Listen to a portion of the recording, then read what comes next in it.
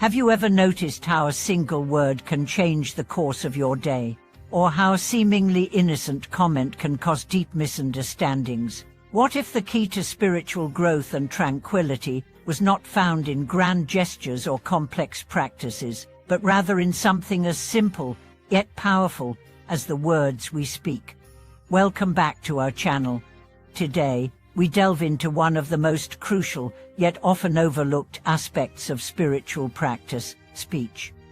According to Buddhist teachings, how we use our speech can either elevate our spiritual journey or pull us deeper into suffering. In this video, we will explore why speech is considered a key to cultivation and how guarding our words can lead to profound inner peace. One of the core principles in Buddhist ethics is the protection of mouth karma, or keeping the mouth pure. This involves refraining from harmful speech such as lying, gossiping, using harsh words, and idle chatter. These actions, though often dismissed as minor, have profound impacts on both our own spiritual well-being and our relationships with others.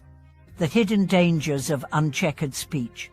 The impact of our words can be far-reaching.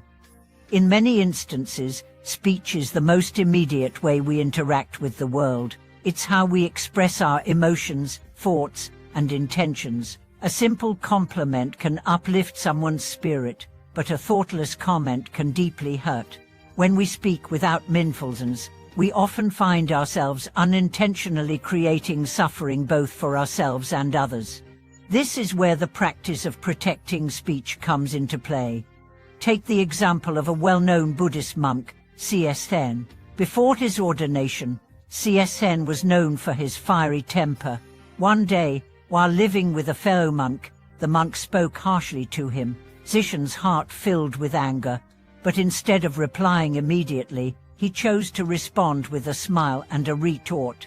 "If I were like you, I would have already forgotten all kindness," he said, revealing his inner pride and anger.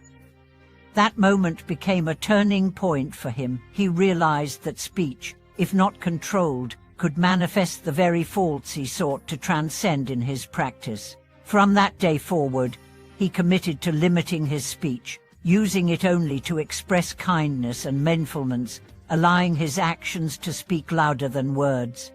The power of speech in transforming relationships.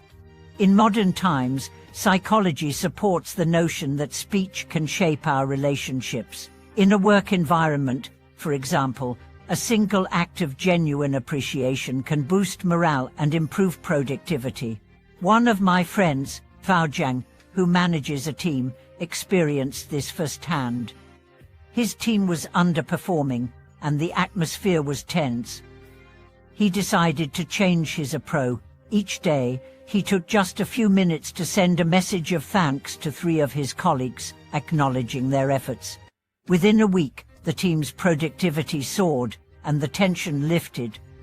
The power of a few well-chosen words transformed the entire atmosphere.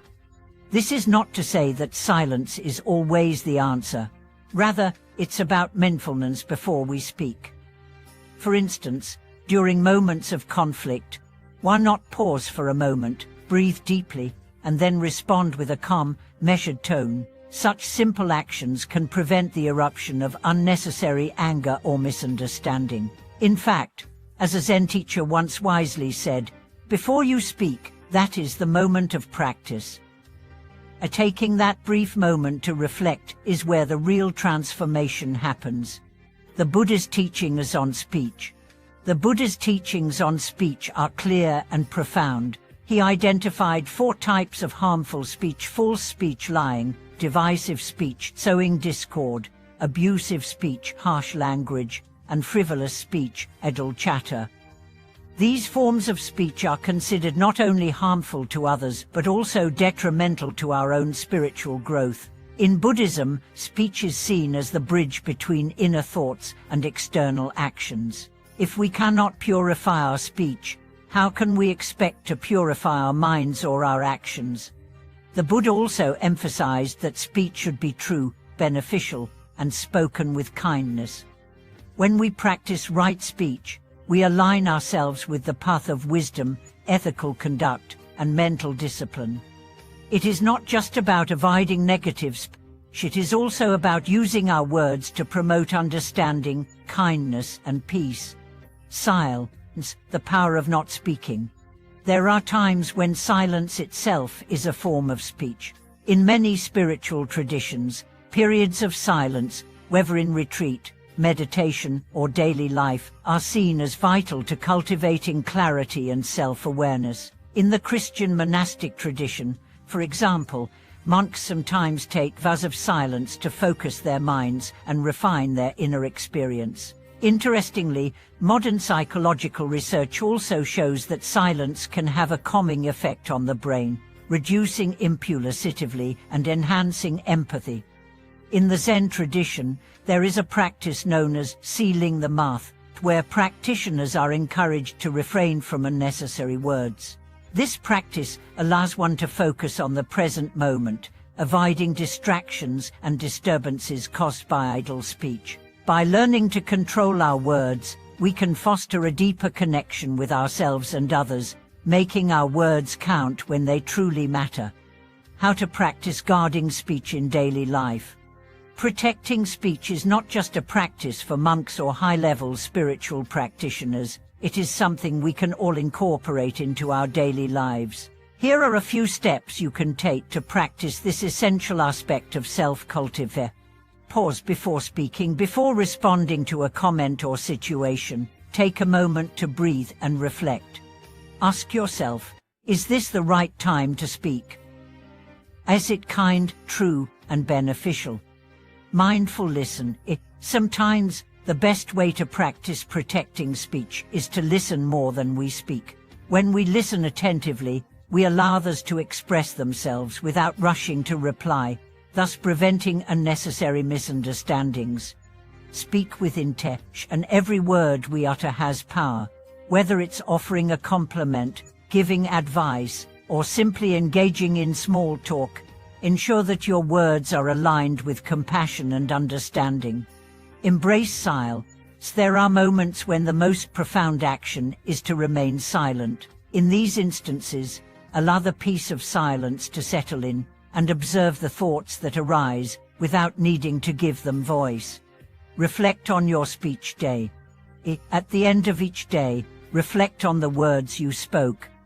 Were they in harmony with your values? Did they promote peace and understanding, or did they sow discord?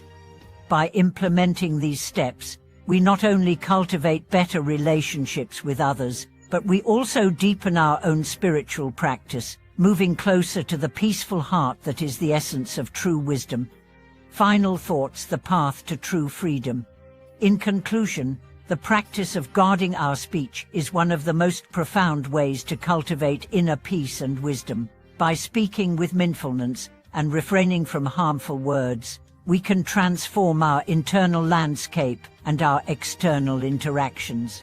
In doing so, we not only enhance our spiritual practice but also create a more compassionate world around us. I encourage you to reflect on your speech today. How often do your words contribute to peace, and how often do they activate of the world?